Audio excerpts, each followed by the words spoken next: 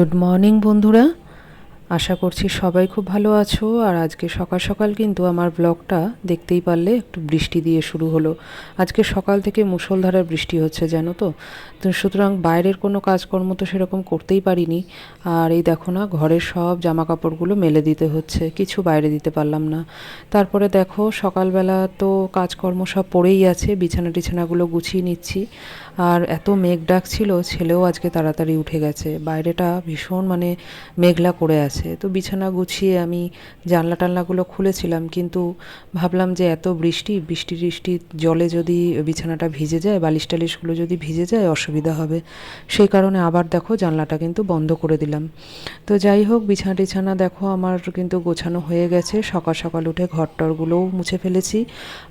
ভিতরের যা যা কাজ মোটামুটি সেরে ফেলেছি, কিন্তু বাইরের কাজকর্ম সবই পড়ে আছে, বেলার দিকে সব করতে হবে।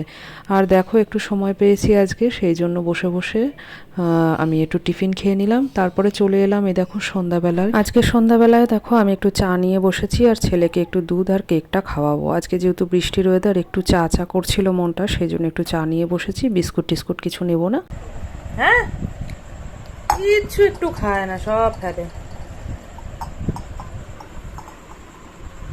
এখন দেখো এই যে আমি আটা নিয়ে বসেছি, আটা গুলেছি। আটাটা প্রায় বোধহয় টাইট হয়ে এসছে, একটু দেখি, দাঁড়াও।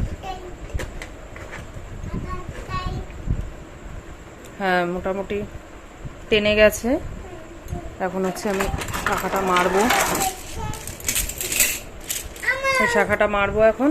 তুমি এদিকে সরে এসো, আটা লেগে যাবে গায়ে, এখানে সরে এসো। হ্যাঁ হ্যাঁ, এগুলো কালকের মারা ছিল, এগুলো আমি এখন তুলে দেবো। দিয়ে এই শাখাটা এখন আমি মারবো।